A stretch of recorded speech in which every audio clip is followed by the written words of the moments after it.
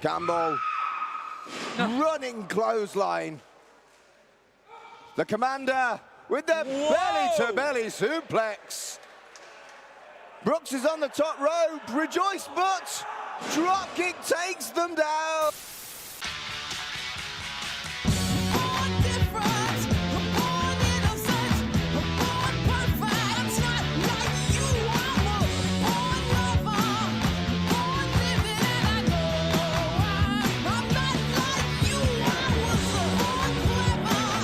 Hello everybody and welcome to one of the good episodes of the Jimquisition. I'm Stephanie Sterling, joined as always by Buckets. And, well, we've got to get a wriggle on because just before filming, I got a video back that Z-Manzilla, our co-editor, had edited, and I had to watch it over and over again. That's coming up towards the end. It's a treat. But anyway, like I say, can't be too long. Buckets, is there anything you'd like to say before we rush ahead? Yeah, okay.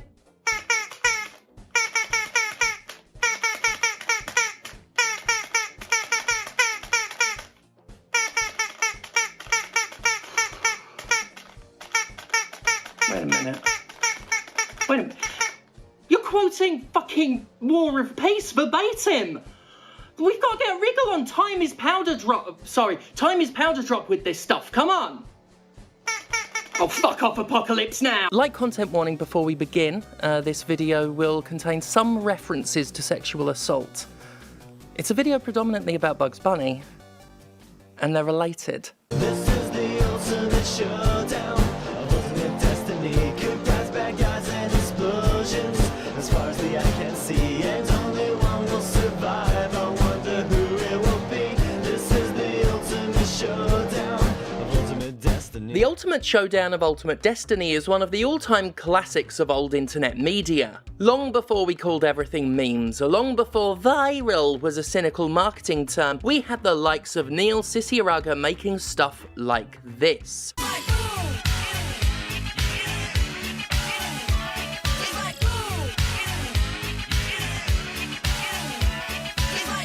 Back then, the very idea of pop culture icons crossing over was largely just a pipe dream. Detailing a huge battle between beloved childhood characters and pop culture icons, the Ultimate Showdown was just this wonderful little fantasy, so fantastical, it could never actually happen. ... could it ?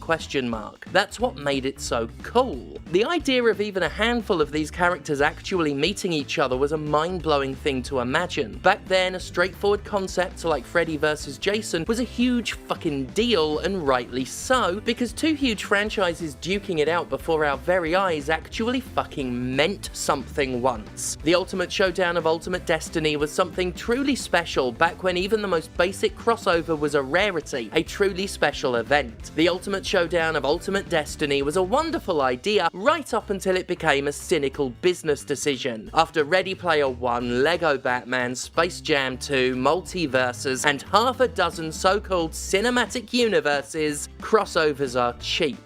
Crossovers are meaningless. And after just a few years of mass market saturation, the beloved childhood characters and pop culture icons themselves have become so overexposed and so robbed of meaning that it's become harder and harder to get excited about anything. After all, if everything is special, nothing is special. Who the fuck cares about a meaningful and appropriate crossover like Freddy vs. Jason now that Jason has sold his body to Warner Brothers and can fight almost anything you could fantasize?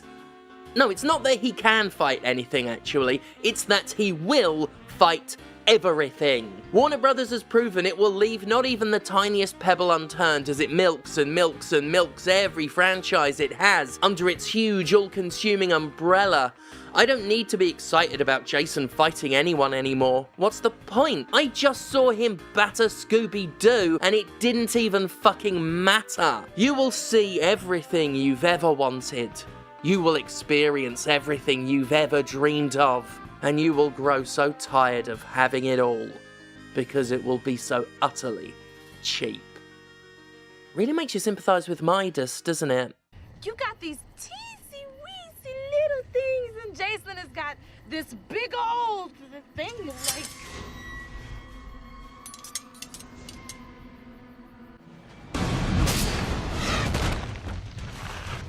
WrestleMania is the biggest professional wrestling event of the year, the Super Bowl of the squared circle, a show of such scale and market penetration that even if you're not a wrestling fan, you'll likely have seen some of its most spectacular and historic moments. Hulk Hogan body slamming Andre the Giant Brother, The Undertaker's many classics throughout a 20-year unbeaten streak, Rusev coming to the ring in a bloody tank, and a bunch of other stuff we won't be able to properly show you because WWE will copyright claim the ever-fucking spunk out of it. Oh, and just in case none of you remember the classic ending of WrestleMania 19, don't worry, neither does Brock. In recent years, WWE, with its compulsive need to package, label, and inauthentically recreate anything that gets popular, has coined the term WrestleMania moment, and applies that term to pretty much anything that happens on the show as it's happening. Rather than just let something be a moment naturally, rather than let the audience adopt it and make it a memorable thing,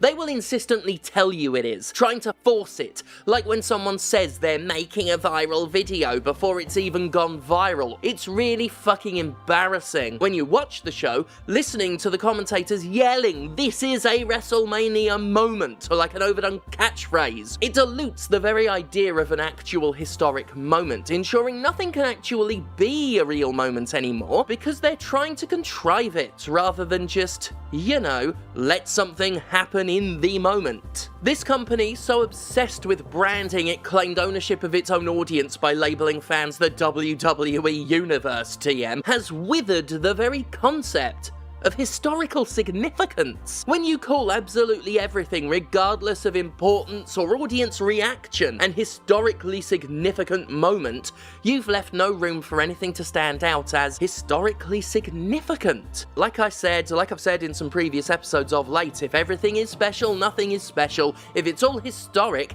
how can anything stand out for being historic? Which brings us to the absolute fucking shambles that is modern pop culture and one particular video game publisher.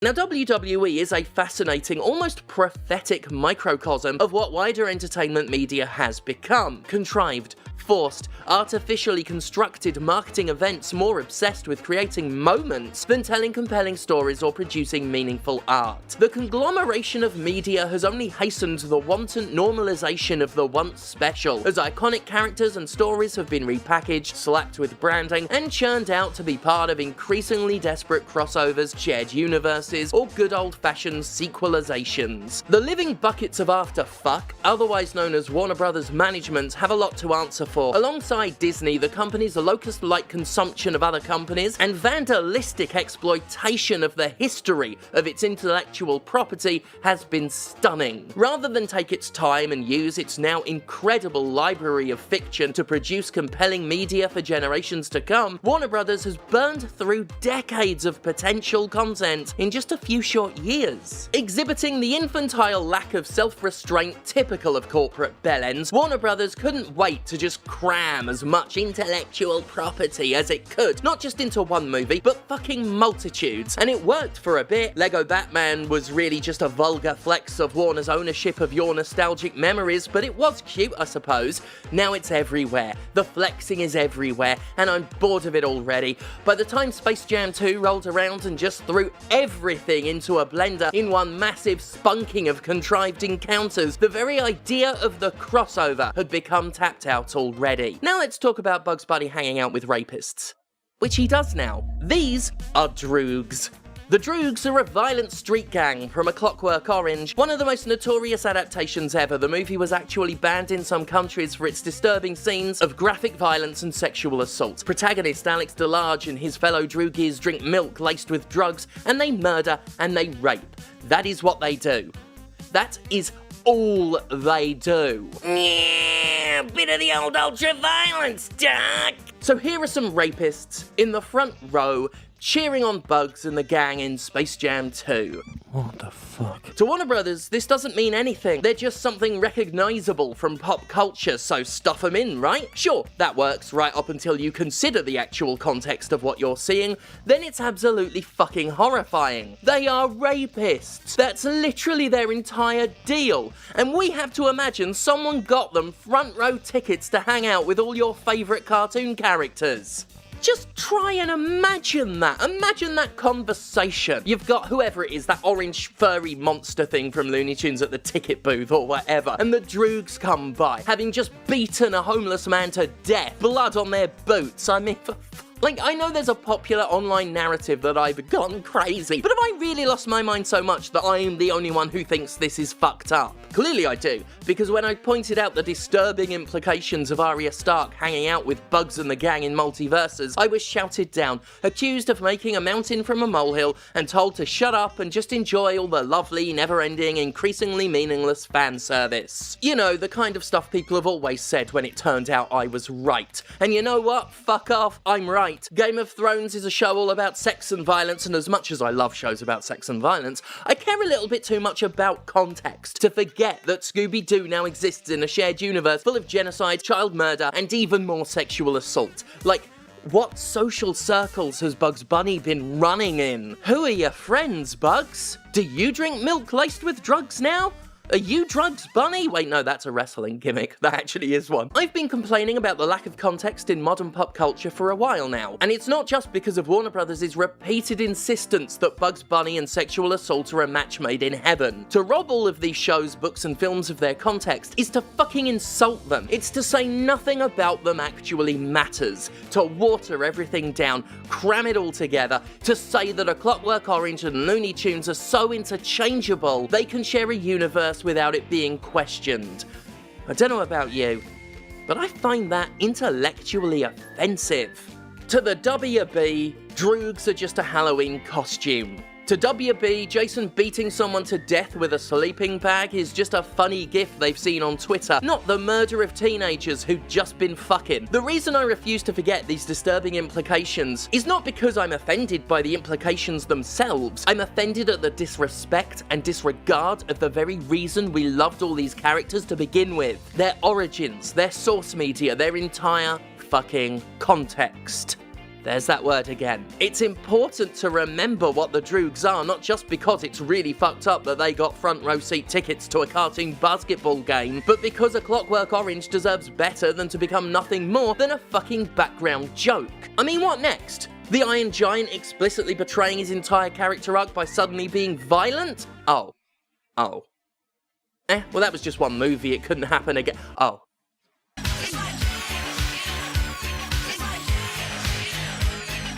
Gonna coin a term now. The Cthulhu effect. By far the most famous example of cosmic horror in all of fiction, H.P. Lovecraft's eldritch antagonist Cthulhu was very truly iconic in the most proper definition of the word. But as he became more and more of a pop culture fixture, the very thing that made Cthulhu so memorable was taken away. It's hard to remain an unknowable, inconceivable alien terror pawing at the borders of sanity when you've been turned into a dozen different plushies and everybody now thinks you're adorbs. Who's even impressed when Cthulhu shows up in anything anymore? Who's scared?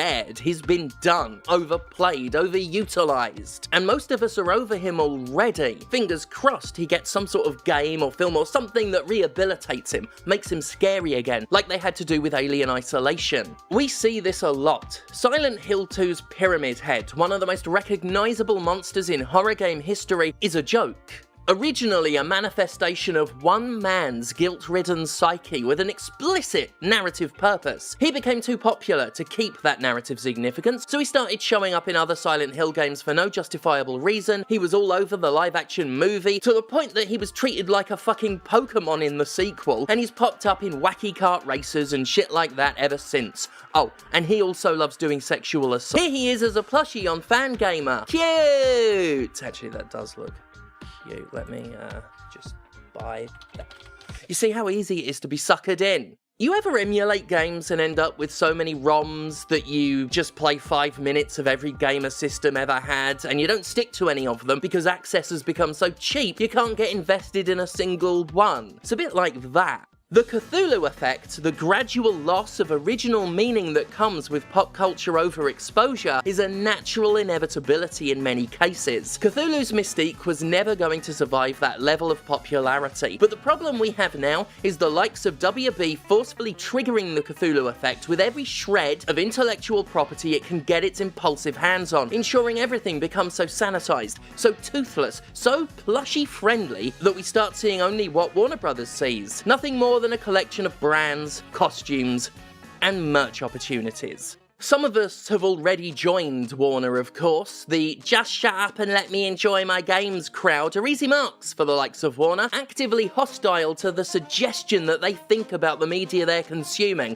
And boy, is it really just consumption now. Just a mindless swallowing of fan-servicing crap that, like WWE, is only concerned with moments instead of meaning. Well, I was shouted down for criticising Multiversus and its contextless plundering of IP. I was denigrated for warning people where we were going with this shit. But the Cassandra of video games has spoken yet again, and I guarantee you that most of y'all will agree with God's firstborn son / secondborn daughter in a few years, if it even takes that long.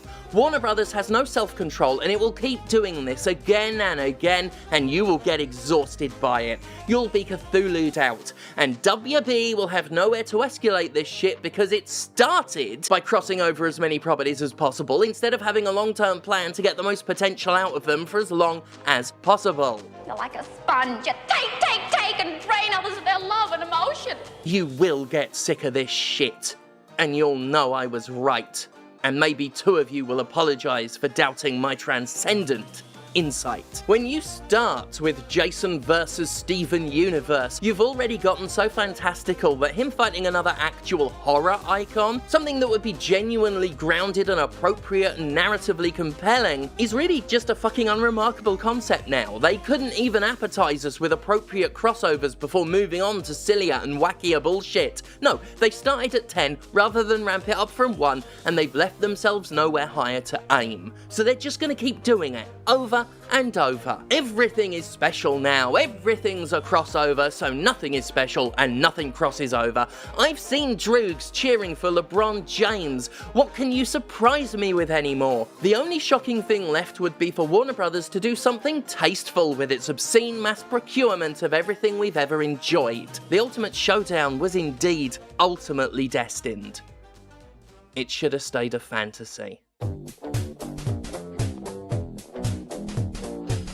Ladies and gentlemen, Ms. Stephanie Sterling. Old Iron Giant made everyone cry when he said Superman really quiet one time. Now he's just smacking Clark Kent in the face while Jason leaves bodies all over the place. Seeing Tom and Jerry fuck around with Arya Stark. My god, the implications are incredibly dark. Like the time the Drews cheered for Bugs and LeBron. For real, what the fuck are these executives on? Remember when Smash Bros was novel and grand, treating everyone like dollies in a toddler's hands. Now crossovers are just a dozen a dime. Who put Harley Quinn into Adventure Time? It was cute at the beginning, but for pity's sake, you dropped your crystal gems in my crystal lake. Steven Universe, Black Adam and Stripe. Creative work is easy when you don't gotta write. This is the ultimate outcome of ultimate corporate greed. Good guys, bad guys, and no third thing. What more do consumers need? We want contextualize how dull abuse of IP. This is the ultimate outcome. Remember how once we all made fun of awkward fan shipping and Ready Player One, and those crayon drawings of Sonic and Shrek, where they wonder who got SpongeBob pregnant? But dullards at Disney and WB took all that stuff way too seriously. It's jangling keys with far less wit. It's worse than that. It's fucking shit. Then Gandalf the Grey and Gandalf the White and the jumped up turfs were the Wizardy Shite and Lego, Batman, Jupiter, Freddy Krueger, both Voltrons and every member of Menudo, Scooby-Doo, Johnny Quest, Puppy Master, Jonah Hex, Pluto, Whippy, Ren and Snippy, fucking this two Tango next, Hurley, the Love Bug and Kid from Knight Rider, Jughead, Ransom Fred and MacGyver, all yeeted out storage at a furious rate and stuffed into yet another free-to-play game, the most sanitized product anyone's ever seen, which I'm still defending it uncritically. Sure, it's easy, but eventually, even that'll be too hard for the executive suite. You know these chumps, they'll just say screw it. Let's go to lunch and let the AI do it! This is the ultimate outcome of ultimate corporate greed. Who cares about where it comes from? What it all even means. Just plug your nose open wide and suck down all our IP. This is the ultimate outcome. This is the ultimate outcome. This is the ultimate outcome of ultimate corporate greed. What do you want your entertainment to be? Do you want well-crafted stories? Do you want deep, meaningful narratives with themes and characters that matter, that have motivations and goals that make sense? Or do you want dance monkey dance? Do you want endless fan service? Do you want content that's designed for trailers and moments, getting the fanboys hyped before release, rather than the actual release itself? Is that what you want? And unfortunately, it is starting to look more and more like an either-or situation. Warner Brothers will not stop. Disney will not stop. None of them will stop. They've got no restraints, no self-control. They are here for everything. Thank God for me.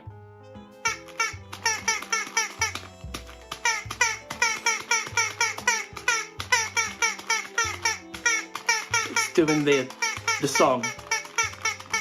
You can't tell because it can't hold notes or do a tune.